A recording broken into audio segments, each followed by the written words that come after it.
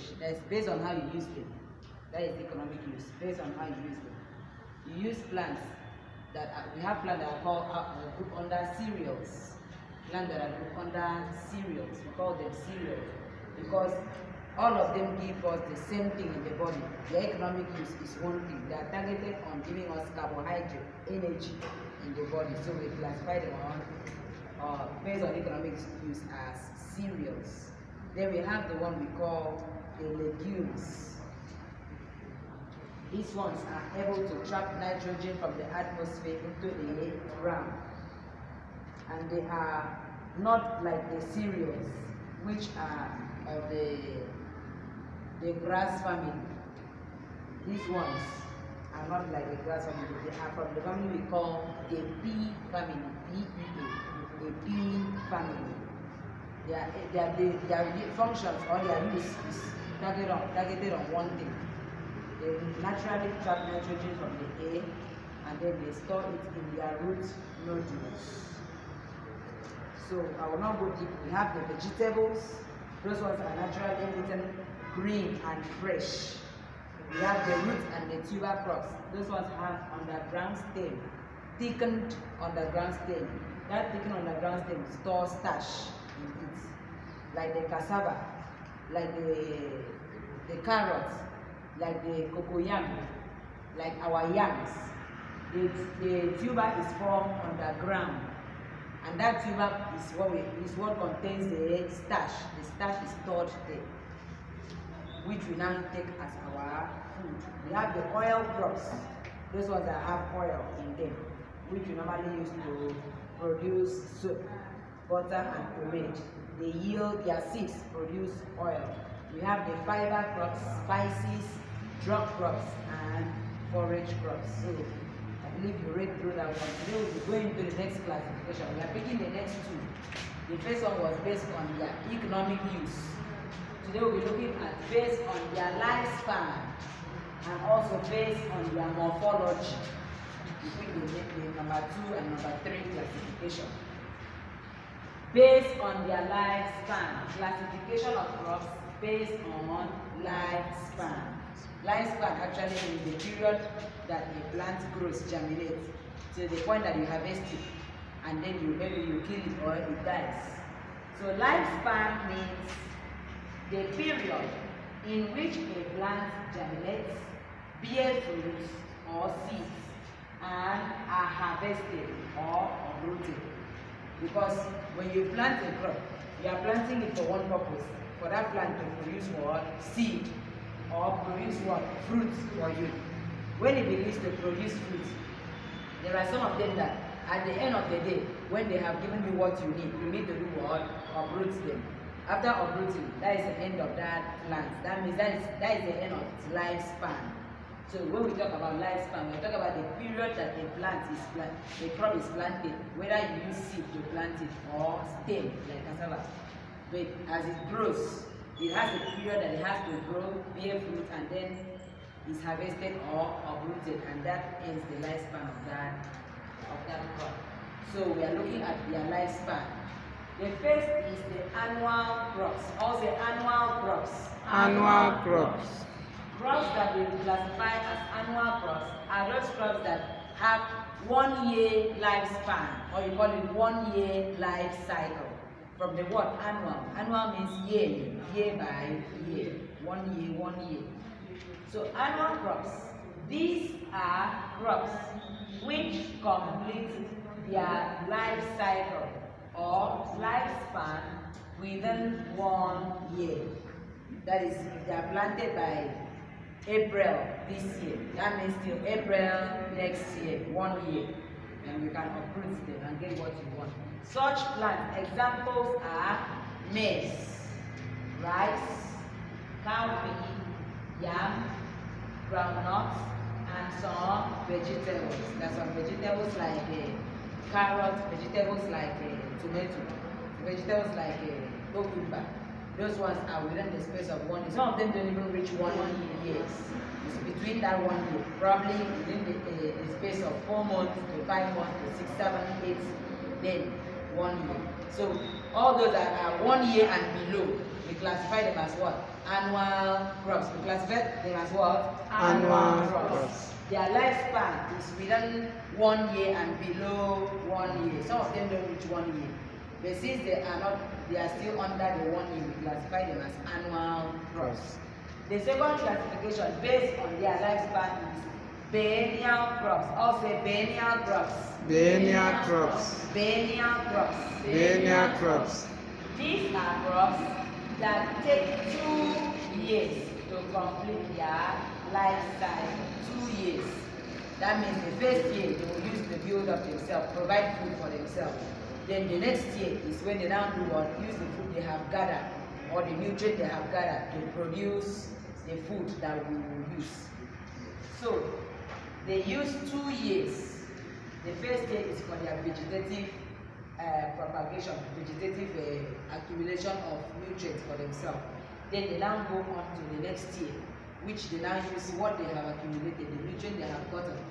They have used to build up themselves, to do what? They produce. These ones take time to build, they build up themselves first, using the first year. Then now the second year, now they have now built up themselves, they now use that to produce the crops, or produce the seed, or produce the fruits that we desire, that the farmer wanted from it. So those type of crops, examples are, we have the cassava. There's some cassavas that use 2 years. Not the new ones that we have now that you can classify them as annual crops. There are some cassava stems now, imported one, hybrid one, that if you plant, you can harvest in 6 months. Some you harvest in 1 year. But the original ones, the one that we already had initially, are the ones that use what? 2 years. There are some that use 2 years to build up themselves. Then we have cocoyam. We also have cabbage. Cabbage. Those crops, they are called perennial crops because they use 2 years to complete their lifespan or their life cycle. The next group of crops based on their lifespan, classified under lifespan, is the perennial crops. Also perennial crops. Perennial crops. So perennial crops are those crops which take more than 2 years to complete their life cycle. These ones take more than, that's 2 years and above. You plant them, they will need time to grow. Some will take up to 2-3 years before you start seeing them bringing out flowers. Then you now know that, oh, these plants will start to bring out fruits. They are mostly tree crops. They are mostly fruit crops. Trees that produce fruits, like mango, like orange. Because this one, you don't plant it today and expect to get orange fruits in the next 3 months or in the next 1 year. So we classify them as perennial crops. Examples of those crops are oil palm. Oil palm. That one takes a longer time, even if it is the agricultural time, because it starts from the seed in the plant. So it will take you up to 5-6 years before it grows, matures, and then start to think of bringing out the bunch. So we call them perennial crop. Then we have the rubber crop, rubber tree, from where the latex is stacked, and then we use it to produce our rubber items, rubber shoes, rubber plates, rubber spoons, and so. We have cocoa tree. That one is a fruit tree. So you plant it, it grows, it germinates gradually. It takes many years before it will bring out fruits. These ones might not really, you might not really have a time that you got them up because it is a tree, so it grows into a fruit tree. You continue to bring up until maybe the time something happens to it, or it is cut down, or it dies. Then we have mango, we have orange, we have pawpaw, we have banana, palm wine tree, etc. Those ones take more than 2 years. Their lifespan spans more than 2 years. They might not really have a period of a period that they will end like that of annual crops. This one is from 2 years up that they begin to flower and bring out the seeds. Now the next classification of crops, apart from based on lifespan, is also what? Based on morphology. Also based on their morphology. Based on their morphology. Now the morphology we are talking about here is how the seeds of the plants come. How the seeds of these plants come. Then we have crops are classified based on their morphology into monocotyledon and dicotyledon. All say monocotyledon. Monocotyledon. Dicotyledon. Dicotyledon. From the word mono. Mono means one. Then di means two. So when we say mono, it means one seed leaf. That is, the seed comes one. That is, it is not separable. You cannot separate it. It is inseparable. But there are some seeds that you can join. Join together. So we call those one dicotyledon. So monocotyledons, these are plants that have one seed leaf, meaning their seed is one. It cannot be divided or separated. It is inseparable. It is one seed leaf. Example, we have the maize. If you pick a seed of maize, it is just one full seed. There is no how you can divide as it has one side and the other side equal. What I mean by seed leaf is like if you carry some seed, you notice that it is as if they are joined together. What you have on the left is exactly what you have on the right, like the human body now. If you divide me into two, you notice that exactly what you have here is also exactly what you have here. So you can classify it as what? Dicot, because it is two, which you can separate into two parts. But that of monocotyledon cannot be separated. The seed leaf is just one seed leaf.